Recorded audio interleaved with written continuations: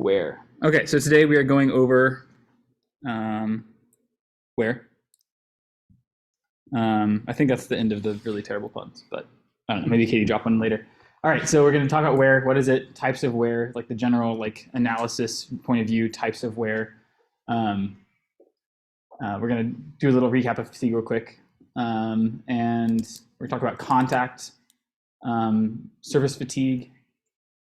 There's a couple practice problems which I'm going to like show you them and kind of go over generally what it looks like, but I haven't worked through myself. If you guys want to, this lecture shouldn't take the full time block. So if you want to afterwards, you can either work on homework or reference resource, or you can try some of these practice problems if you were so inclined. They're pretty wild. It's like calculating contact forces between different objects. It's pretty cool stuff. And we're also going to discuss shafts really briefly to kind of set the stage for Thursday. Bless you. All right. Yeah. Okay, so to recap fatigue a little bit, we had high cycle fatigue, which is like the normal general, like what most fatigue is if you're designing, because you don't want to ever really design for low cycle fatigue or static failure, really. Well, static failure, yes, but you don't really want to be in the other ones except for probably some weird niche cases. So high cycle, low cycle, and static are the main kinds. There's a little diagram of what they are up there. So high cycle is no yielding except on like the microscopic level. Or high cycle is that. Low cycle is like there's a little bit of local yielding. So like imagine bending paperclip back and forth. And static failure is like what our normal failure, which we've been talking about with like beams and like not exceeding the ultimate or yield stress of the material. Baskin equation is huge. There's a lot of different versions of this. This is the way you can calculate estimate high cycle fatigue life. There's a bunch of different versions of it. It's like, it's kind of like the heat equation or anything else like that, where like you can rearrange it a bunch of different ways. So this is one version of it. I would just look up whatever version you're looking for, you need. Again, there's a really great stuff in Shigley's about this. I highly recommend that. Cracks propagate from a initiation point across until the remaining material breaks due to static failure. And then, SN curves are your go-to for kind of higher cycle stuff.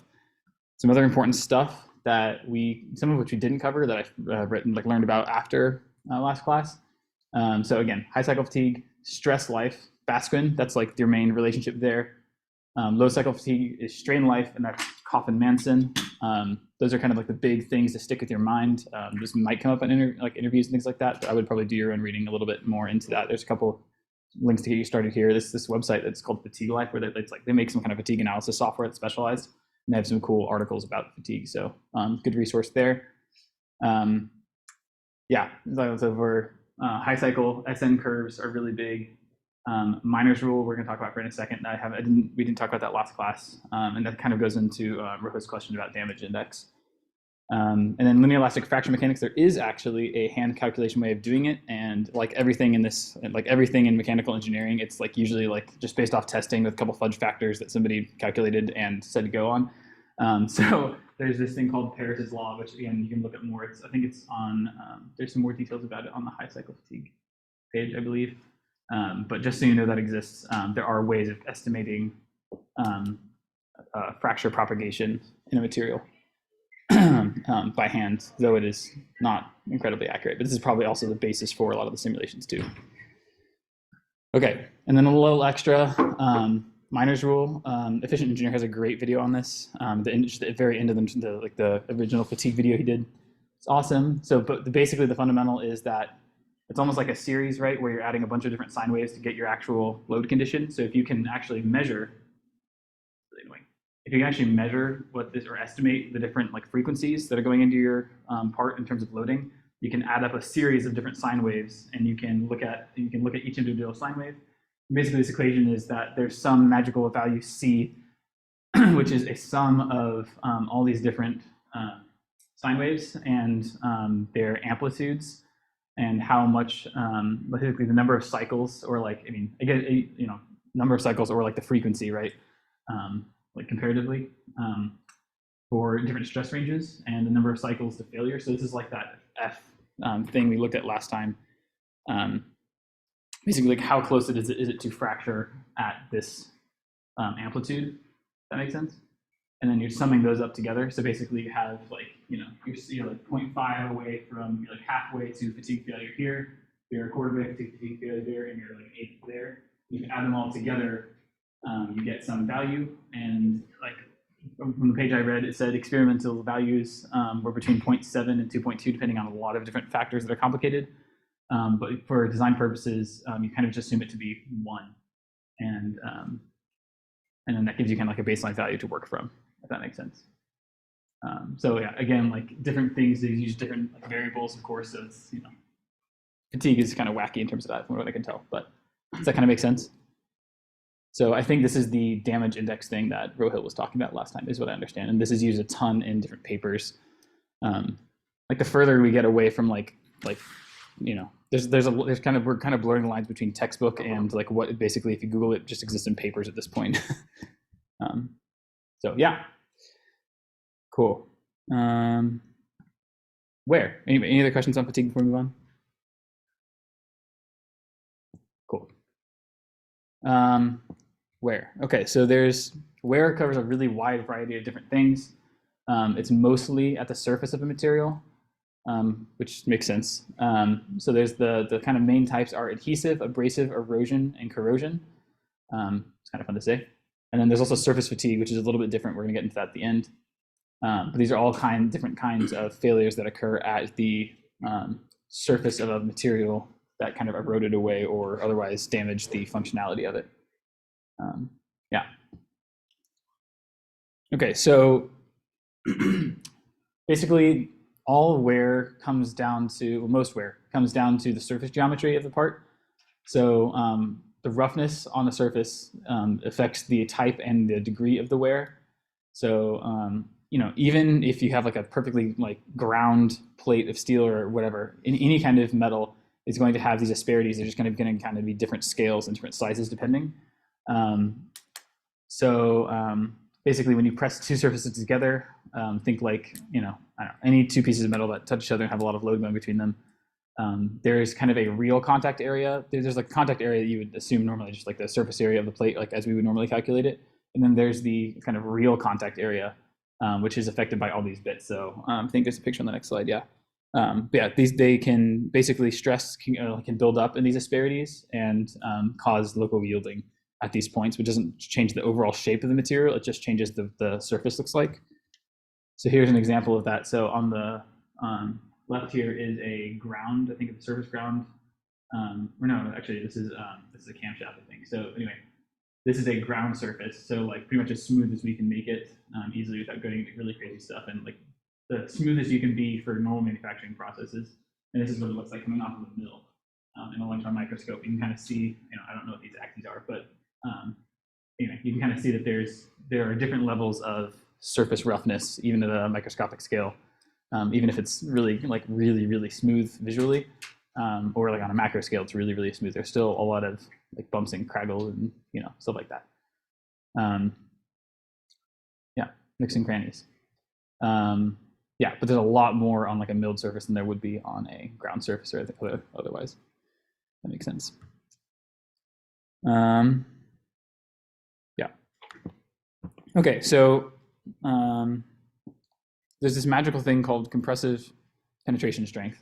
It's kind of like a magic floating number in the sky, but basically all it means is that it means that the loading force between the two pieces is high enough that the asperity tips will yield, and basically they will just deform until the area reaches a value where there's enough like at real contact area where it doesn't need to yield anymore. Basically, it's right. So like right here, if these points are pressed together, the yield strength here is really the yield stress right here is really, really high because it's a really small area carrying a lot of load.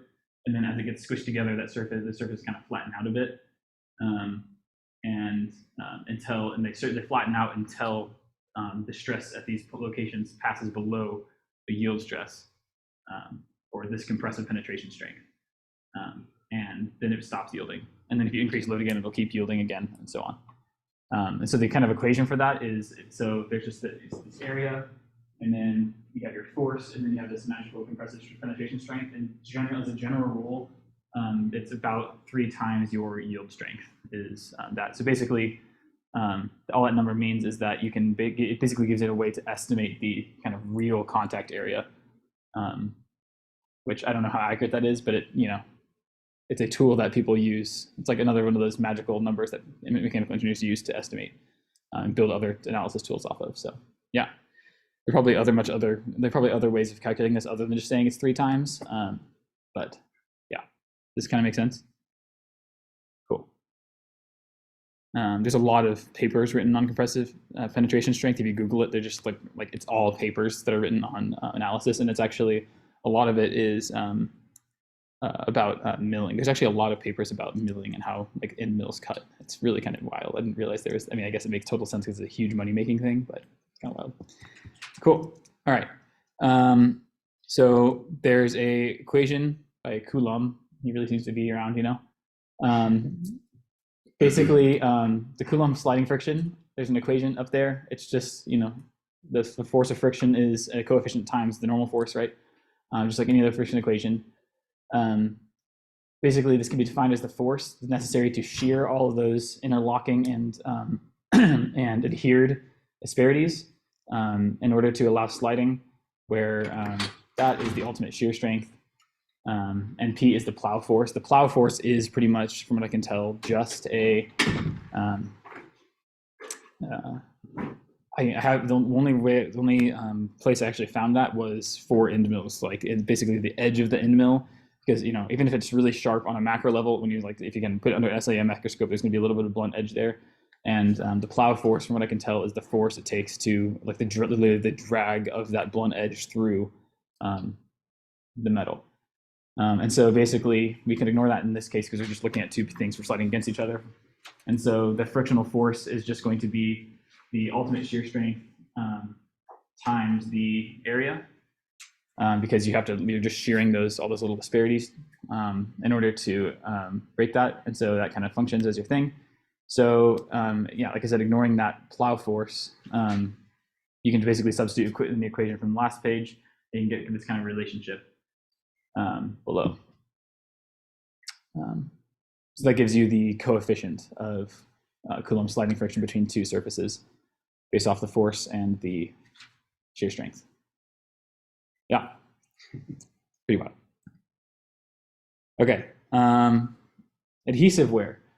Okay, so when 2 clean, so like not greasy things are pressed together under load, all those asperities will tend to adhere to each other, and that's just like due to the attractive forces between different metals, or between the same metal, or just, you know, basically the 2 surfaces will stick, and kind of like cold welding, but on a really small scale.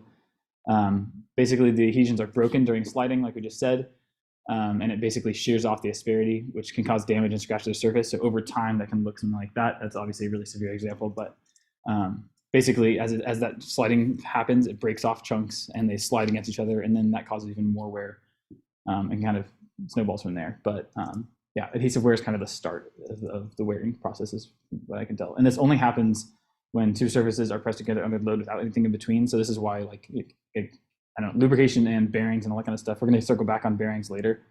But yeah, if everything's functioning correctly in a part, you basically should never see this, because things should be greased up and lubricated, which prevents this from happening because the surfaces aren't clean, so there's a barrier in between them, so they can't stick and wear.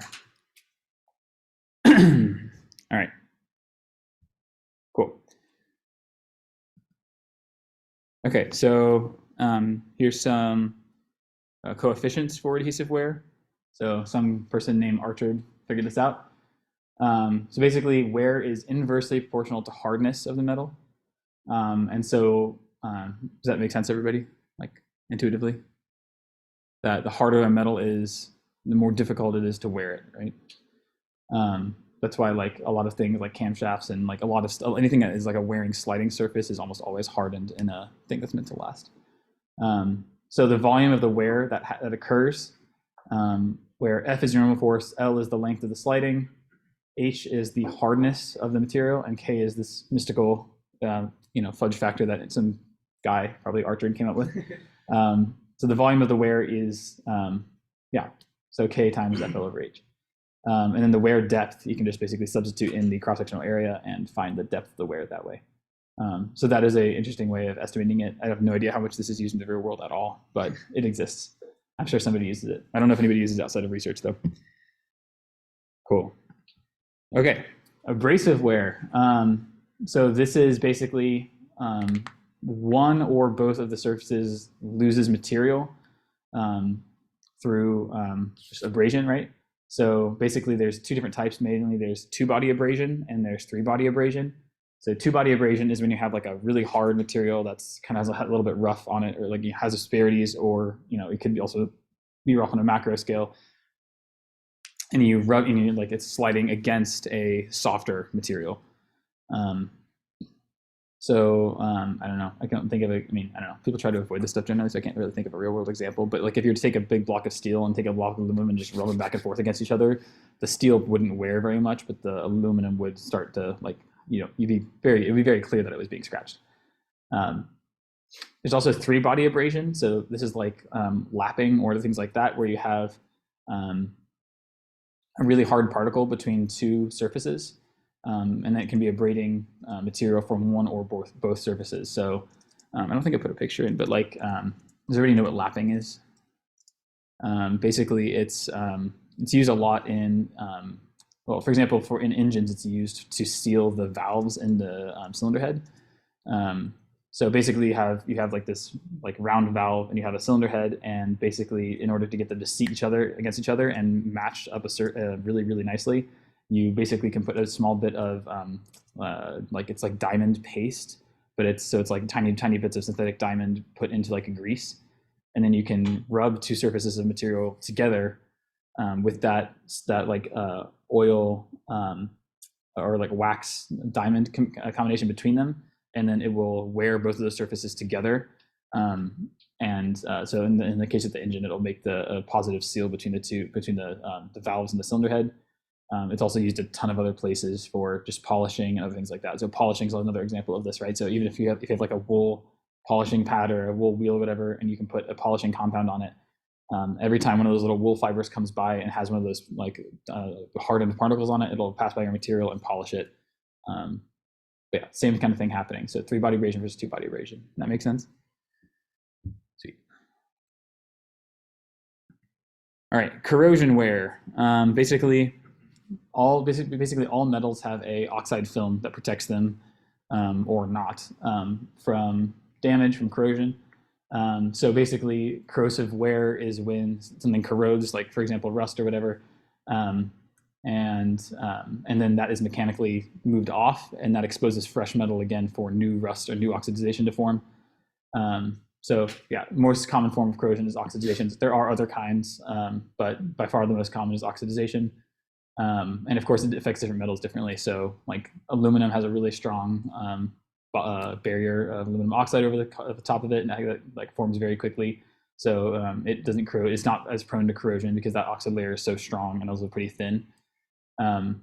Obviously, steel has issues with that.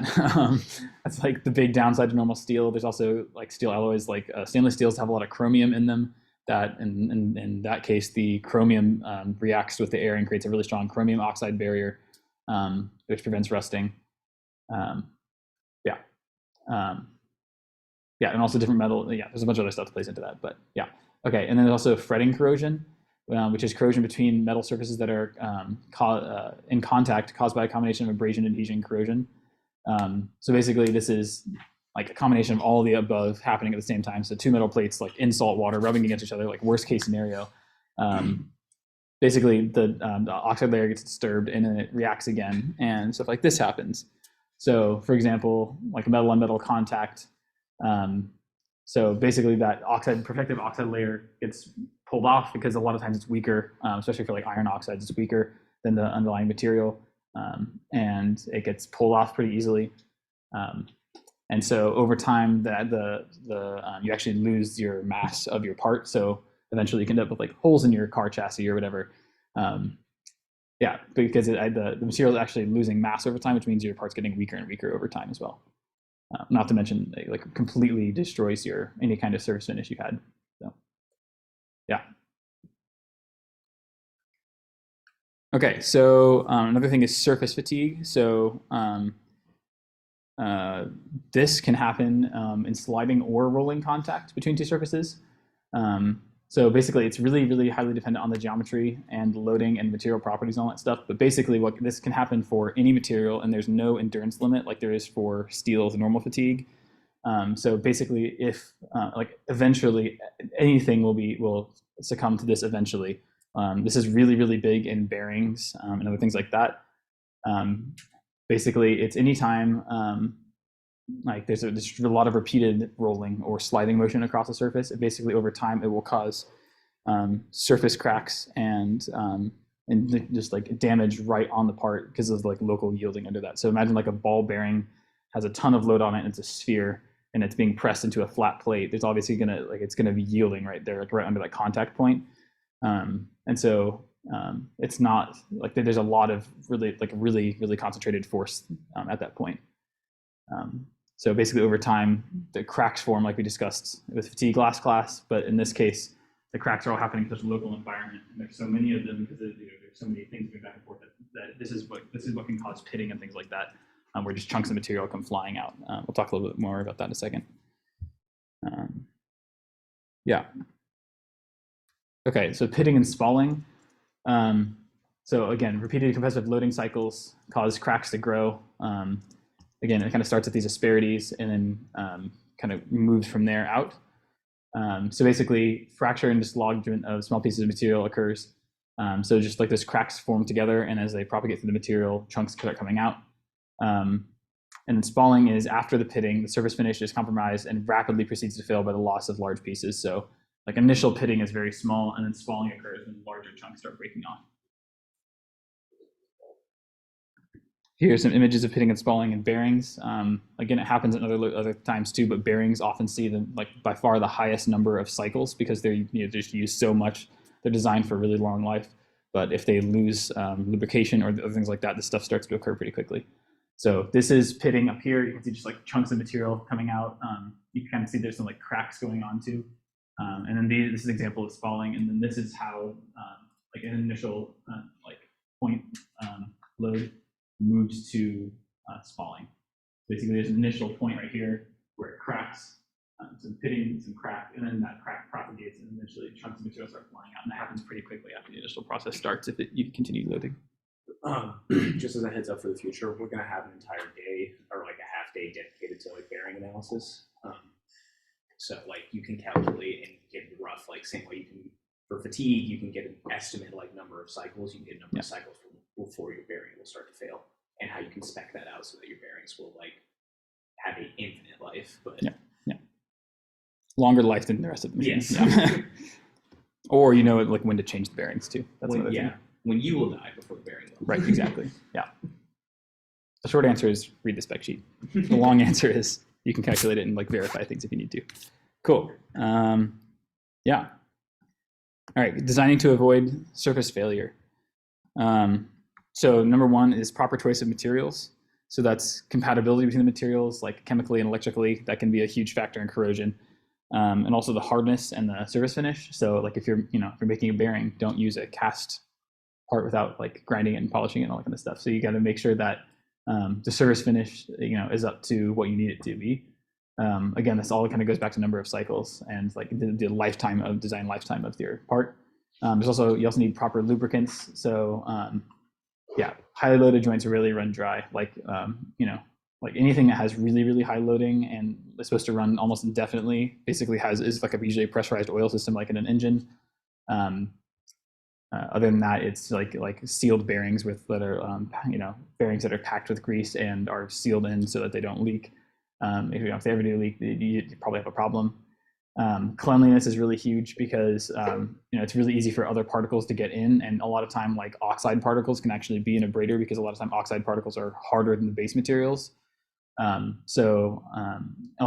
like dirt, dust, and like rock and sand debris is really, really bad for this because obviously rocks are hard.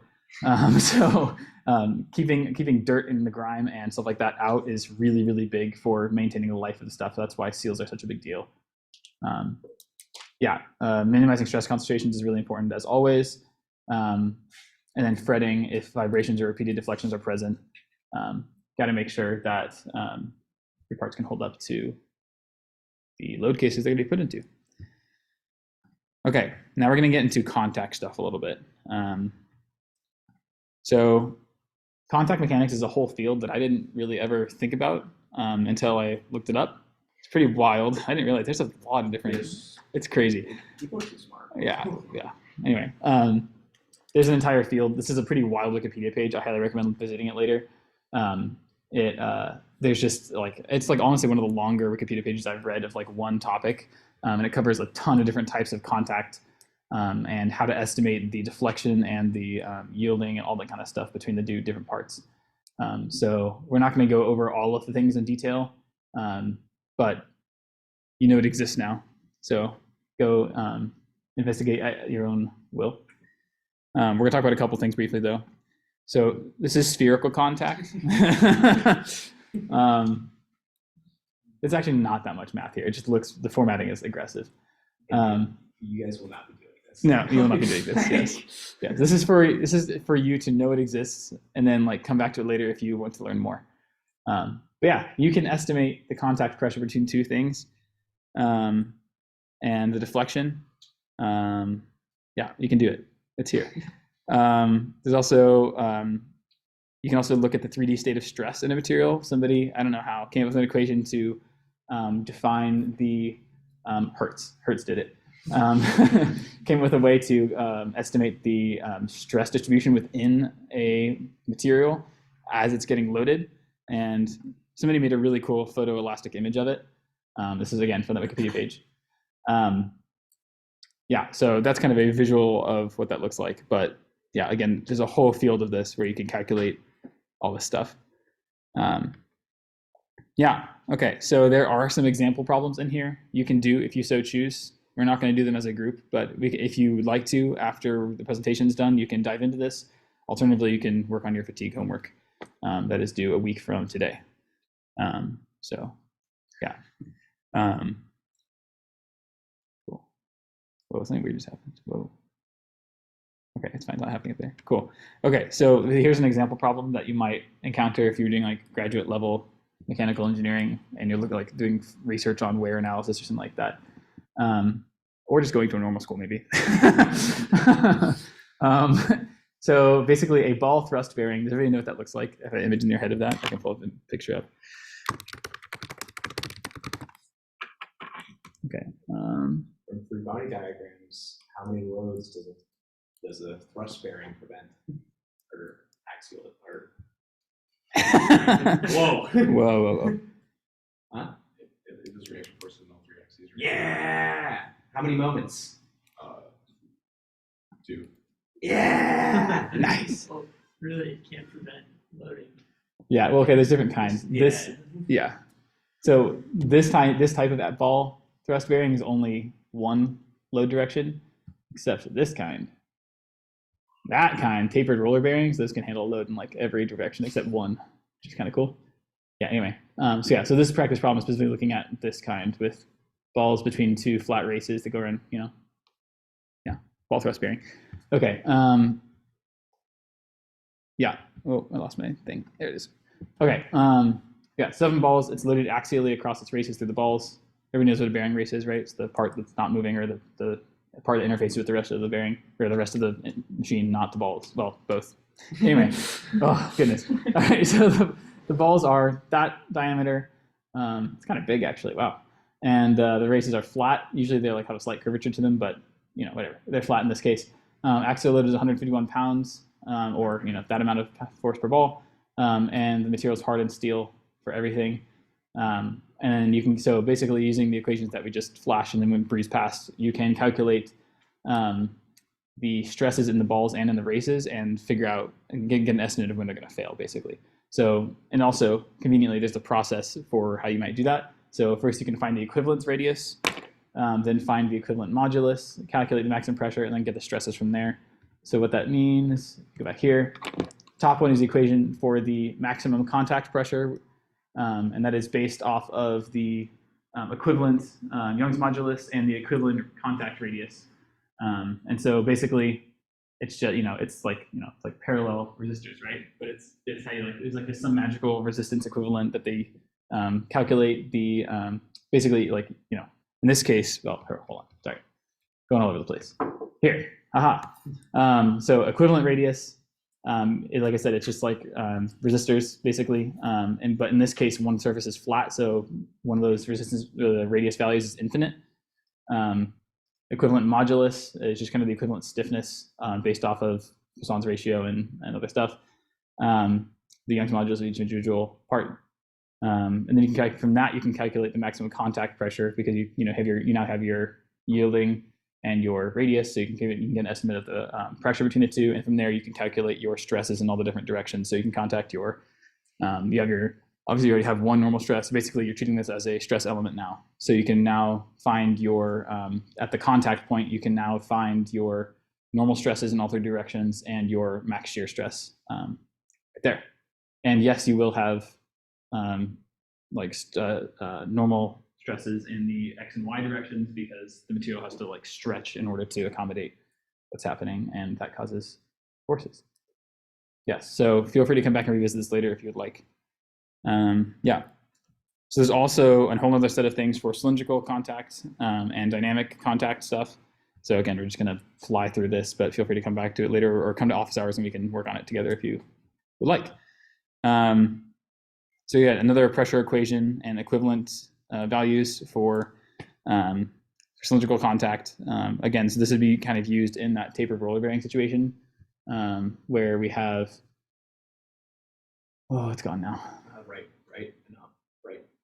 Oh, there it is. Thank you. Yeah, so like in this case, we have rollers rather than balls, and so you might use this to estimate life of this, or loading on that at least. Yeah, so this is a way of calculating contact forces and like local yielding, because if you imagine two cylinders pressing against each other, there's gonna basically a flat spot will occur where there's local yielding, and so there'll be a pressure distribution across that flat spot, which kind of looks like this. Does it make sense that this is a pressure distribution? So there's like a big wheel here and a big wheel here, and then they're getting pressed together, and this is the pressure distribution because this is the lowest point, but there's local yielding that kind of, so the load as a like the stress or the pressure, contact pressure between them is most at the center and then kind of falls off towards each side. Yeah. That makes sense. Cool. Dynamic contact stresses. Okay, so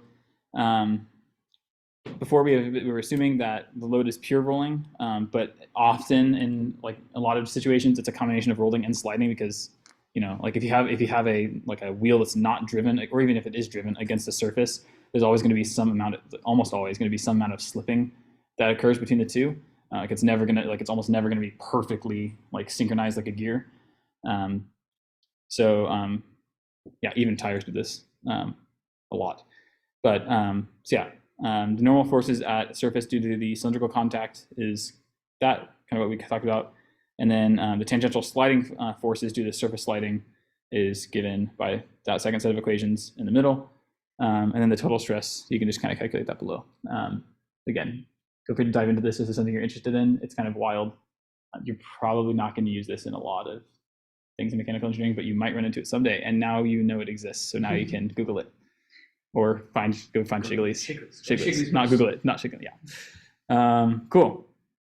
Another example of this. So this is a longer kind of version of a similar thing. So a pair of hardened steel rollers with different radii are run together with a combination of sliding and rolling load.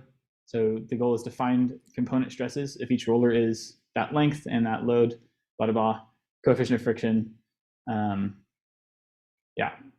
So basically you can take the equations that we flew through and you can go through all these steps and find the static and the fatigue failure criteria for these parts. And that might look like that. Again, it's kind of like scary math formatting, but it's actually not that much math, which is kind of cool. But you can use a relatively small amount of math to calculate and estimate the fatigue or the static failure of two rollers rolling against each other. So yeah, I imagine this kind of stuff happens a lot in manufacturing process design, stuff like that, a lot more than like standard like consumer product or other mechanical engineering stuff. Like as an engineer, you're going to just take the spec sheet for this. Right. Yeah. Like you are not likely, unless you are designing your own roller for some reason, Right, exactly. Like, yeah, I think it's useful to understand what factors go into that. Yeah. These factors. Cool. All right, surface failure. Okay, so there's a bunch of different surface failure modes.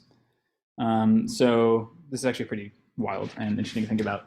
So basically, cracks originate from shear stress fields at a surface, or I guess a subsurface. I don't know exactly what that means, but I can imagine that it's pretty wild. Anyway, containing a small inclusion of foreign matter. That's probably what it means. A subsurface location containing a small, yeah. So basically, if you like have a cast part and there's a small inclusion or small like disruption in the part, like right below a contact force, then fatigue or other things like that can propagate from that like inclusion underneath the surface. There's also geometric stress concentrations, which is like engineers designed it badly or whatever, and there's a concentration of stress at a given point. Okay, so this is kind of the wild thing that I didn't really think about. If you have a perfectly ground flat hard roller running against some material, it will cause stress concentrations against the corners, and which can cause stuff like this to occur. I've seen this shape before. I think I saw it in plastic, like something metal rubbing against something plastic. But I've definitely seen like this like shape before in real life on a small scale. But if you crown the rollers just slightly, which is this is done in bearings, I'm pretty sure, in roller bearings. If the roller is crowned even just a little bit, it basically removes those stress concentrations, because it means the stress is concentrated in the center and then tapers off towards each end, like we just talked about, which means that you get rid of those stress concentrations at the very edges, and can, and it basically allows the part to last much, last much longer. Goodness.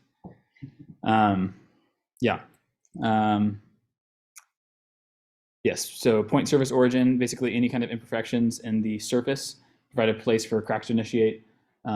Basically, like as we talked about with fatigue and stuff like that, that's just a like all those kinds of asperities and things like that can be basically once damage starts, it can accelerate pretty rapidly after that, depending on the loading cases.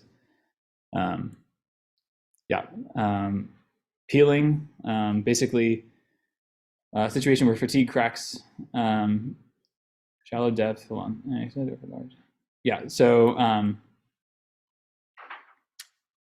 So fatigue starts, it extends over a large area, and then basically the surface just peels away from the subsurface. This can happen for case hardened materials. I saw some pictures of things where, like, I don't know, gears or shafts where there was case hardening, and the hard part got fatigued and then kind of popped off of the less hard substrate, or when you have two thin things like bonded together to create a surface, that can happen there, or it can also happen in other cases as well, I believe. And then subcase fatigue, basically, that's what I was kind of just talking about. On case hardened parts, stress extends into the softer substrate below. The actual substrate, like the softer material on the inside, can fail before the case hardened material fails, which is kind of crazy to think about. It's a thing that can happen. I think this is basically what I just talked about, but this is out of a textbook to show you that it's real.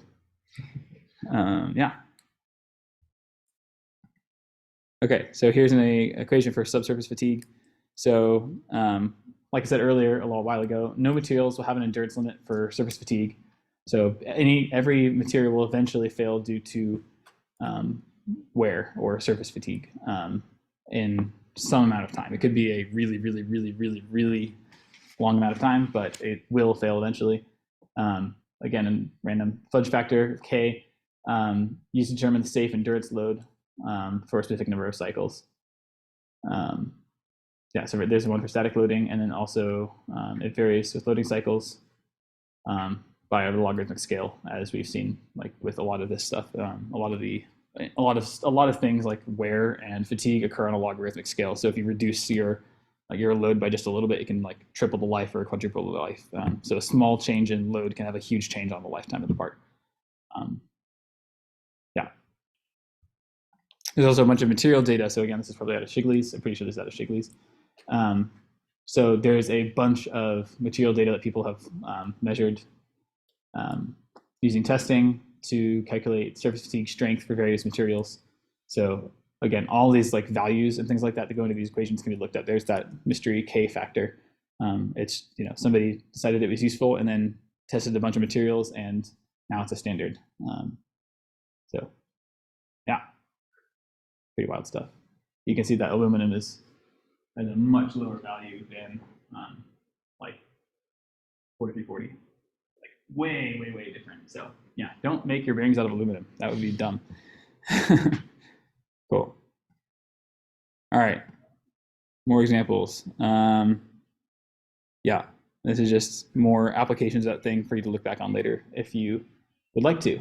Again, yeah, so like for this one, it will last 70 years according to that, whatever it is. What is it?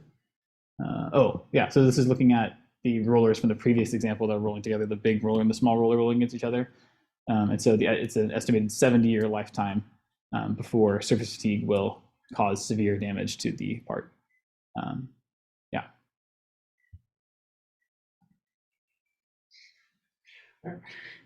I remember this example, and I remember just reading it and being like, why? But Yeah, that seems a little odd. I don't know, I guess. you have an aluminum gear and a steel gear Oh, I didn't in read that. contact with each other. Oh, yeah, no, that's not happening. But You're going to get corrosion before anything else happens. Yeah. But yeah. Anyway, sorry, please continue. yeah, another example for you to explore. We're not going to, I think we're just going to move on. Yeah. Yeah, steel and aluminum gear would be not intelligent. I guess it's a good example for damage. Okay. All right, here's a fun little video. So I was on Instagram and I saw this and I was like, that's not a thing. And I looked into it more and it's a thing. Okay, so this is some wear, as you can see. Let me just, okay, it's already muted, that's fine. Oh my gosh, where's my mouse? Apparently.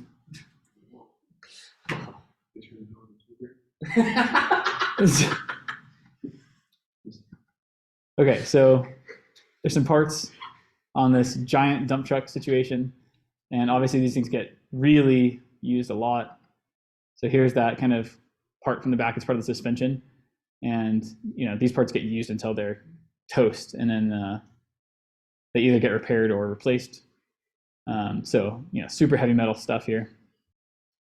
Oh no, go away, Google Slides. Yeah, anyway, friggin' lot of metal. Yeah, giant, so big. I think it's some kind of plate here. That's right. Yeah, anyway, okay, there's the close-up of it. So you can see that like it probably had lubrication at one point. It could have been like a grease fitting, or it could have been actually a pressurized thing. It's probably pneumatic needle scaler. Oh, that's the thing they're using now. It's kind of wild. Anyway, so you can see there's just a ton of damage in there.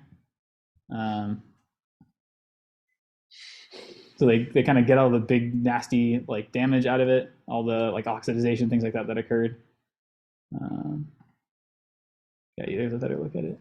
It's just so much damage. Okay. Using some kind of special insert. So basically, okay, where's the barrel grinder? Yeah, I don't know. Anyway, okay, I'm just gonna skip ahead. So they basically machine it out and clean it up so that it's a wider bore, so it's the wrong size, but it loses all of the damage and oxidation that happens to get it back to clean metal. Okay, here's the wild thing.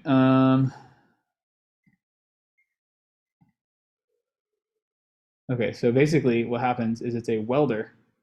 No way. No, it just restarted. Oh my gosh, okay. No way. You're not about to do what I think you're about to do. Yep. Oh my Christ. There it is. Oh my God. Okay, so they hook up this thing, they hook up this contraption, and they index it off the thing, and they just spin a weld around, and they just go through the entire thing, and it just runs a helix. And then they post-machine it, and then they put it right back in service. There it goes. Oh my God. Isn't that wild? Wait, so they're just welding to clean up? Well, they're adding material back, because like it got damaged. Oh, to get it to the right. So they remachined it to get it to be the right to remove the damage. Then they just weld in the material that they removed, and then they remachined that to be the right size. Look how nice it is. Oh, Look at that. You can't even tell. You can't even tell the lines. It's perfect. It's crazy. Isn't that nuts? Dale, I got an idea. Literally. And he's finishing it up manually, I guess. I don't know. Yeah, and then they just put a little boring bar on it, and then just cut off like some whatever the weld back to the nominal dimension, and then it's good as new. That's absurd. Just think of the new. Yeah, exactly. That's exactly right. Daniela, I got an idea. Yeah, look at that. Isn't it pretty now? Look at that. Oh my Christ. So That's it's, what you, isn't that cool? So it's like, have you shown Colin this yet? I don't think I Okay. maybe I did. I don't remember what I did last week. Anyway, yeah. So now it's yeah. OEM. That's right. That's right. Yeah. Anyway, so I don't know. I think it's really cool that they're like, instead of like scrapping the whole thing and like having to recast it and lose a bunch of material to oxides and stuff like that, they can just add back. You know, if it's like one giant part and one part of it is out of spec because of where, they can just redo that one part and send it right back to use, which is kind of cool. Continue. Thank you. Oh God. All right, shafts. This is a recent KD edition. All right, we're gonna play an axle versus shaft game. Anybody know what the actual definition of an axle is compared to a shaft?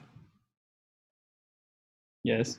I'm not gonna share. Okay. Anyone have guesses? Well, let's do whether they're connected. Closer than you might think, An actually. axle is fixed to something that rotates and the shaft is just a line. Close. Like you Okay. so close. All right. All right. Does a buggy have an axle or a shaft between the wheels? Axle. Yay. Whoa. Okay. A car. Shaft. Because they don't, it doesn't go. Shaft, not axle. Okay. Well, there. Yeah. Okay. The difference is a axle is a non-rotating member. It is fixed to the, like it's fixed directionally to the chassis, so it's not rotating. So trailers a lot of times have axles. Oh my gosh. Trailers have axles. Shafts turn, axles don't. That's the big difference. Yeah. So shafts rotate. Shafts could rotate within axles, I guess. But yeah, I mean, like a lot of times this thing in the back is called a solid axle, which is kind of a misnomer, but kind of right. Another way, my definition was always like a shaft is powered.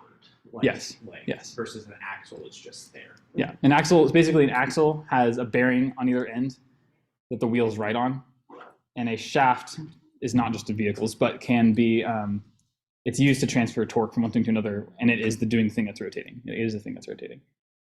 So yeah, like drive shaft, like axle shafts, half shafts, like crankshafts. Whoa, there's a mouse. Okay. Yeah, so a non-rotating axle can be designed as a beam. So you could, do some nice analysis on your buggy, pulled by your horses. Shafts are rotating members and include a lot of different calculations because they undergo cyclic loading, and they're also turning and have there's weird stuff. So we'll get into that next class. But there's lots of different types of shafts: transmission shafts, input shafts, line shafts, machine shaft, spindle shaft, crankshaft, countershaft, output shaft. I think crankshafts are wild. Like, who decided that was going to work and then just made it? Like, that's kind of way crazy. So we're gonna put a belt in between these, and it's gonna work at the same time. It's Yeah, just gonna be it's great. nuts. Anyway, lots of different types of shafts. Again, like everything, things to consider: material selection, obviously, geometry, of course. Yeah, static and fatigue, also both. Also dynamic stuff because it's turning a lot. So like crankshafts undergo crazy different stresses as they're rotating. And it's kind of like the crazy thing about crankshafts is that they don't fatigue in like a normal time scale, right? Like they last a long time without fatiguing, even though they undergo like crazy cyclic loading every rotation. Yeah, deflection rigidity is huge. So not only in the like loaded directions and like the gears and things like that, but a lot of times like just like spinning, oscillating, there can be like weird, like almost like buckling that happens in shafts if they're not supported well. Yeah, lots of different stuff, and like also natural frequencies because we're dealing with a dynamic system now, and so you don't want your shaft to resonate at you don't want your machine to operate at the natural frequency of your shaft because then the whole thing will resonate and shake itself apart. So Katie added some videos here. Actually, I guess we'll watch one of these real quick. Whoa, that worked. Okay, good.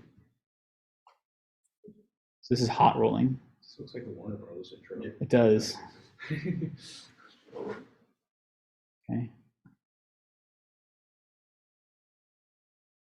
Can't tell what's happening. The audio is. Like a weird cutout. Yeah. Oh, there's no audio. Chef, where's my audio? Oh, there's some audio. Steel is Oh, it's another squeezed British guy. between rolls Nice. until the final thickness and shape are achieved.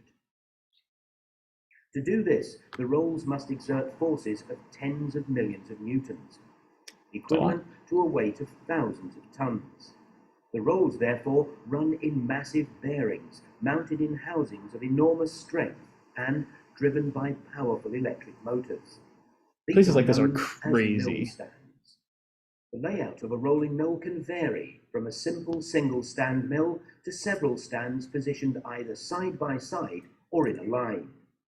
The mill rolls themselves can either be plain for flat products such as strip, used for products such as cladding, or Such as- profiled for sections, beams and columns for use in construction. Whoa. Mill wild. stands have various roll arrangements depending on the product being rolled.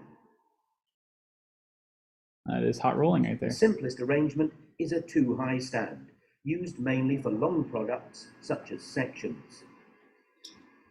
Wild. For light sections and bars, as with both horizontal and vertical rolls bearing on the steel simultaneously. Whoa.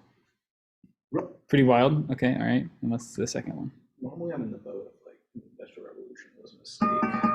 Nice, Yeah. It'd be so cool to go. Yeah, we're just not getting into that music. It'd be really cool to go visit one of those places in person. Like, I just can't even imagine the scale and the heat and all that kind of stuff. All right, this is a fancy tool changing CNC lathe. Is there All any- done in HSM works. Oh, no. Or, Feature sorry, cam. works. Whoa. Cam works. Cam doesn't work. Yeah, anyway. You guys know how shafts are made. Oh, it's got one of those, it's got a dynamic head, yeah. Oh, CNC lathes with spindles on the tool thing are really cool. You can do so much stuff on those.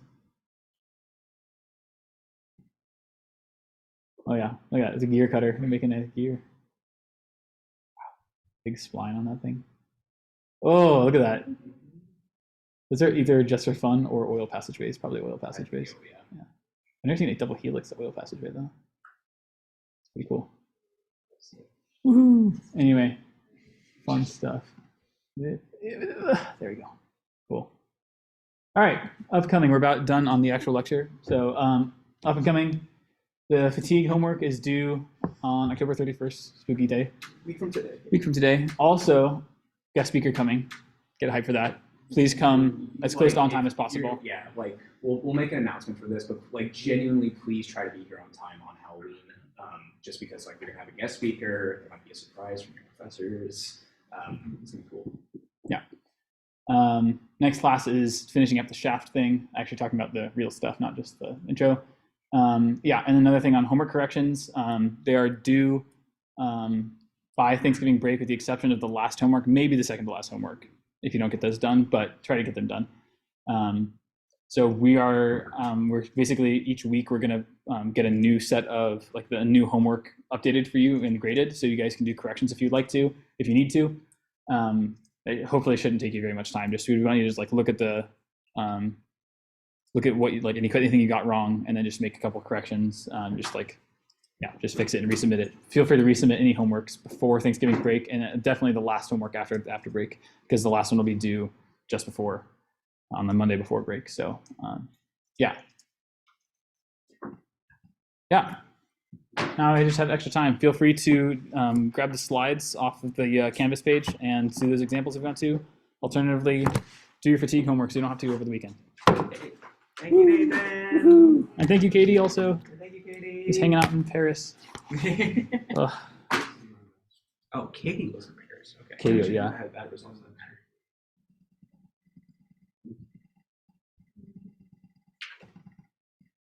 Oh my gosh, a lot of slides. Oh, I need to stop inhaling coffee. Katie in Paris. Who was in Paris?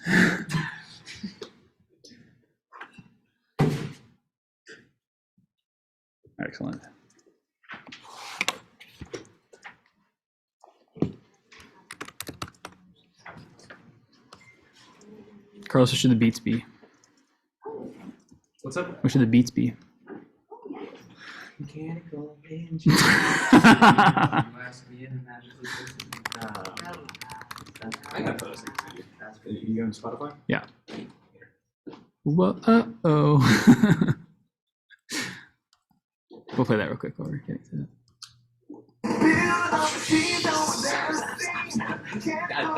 No. Stop it. Bad. Whoa, oh. There is, yes. There is a recording for it. You may not have been updated to Canvas yet. But we can do that. I have the YouTube link, so I can send that. Oh, I should And stop recording post it, also. Yeah. Does any before people head out, leave any questions for the class? Anything? Feedback? Doing good? Yay.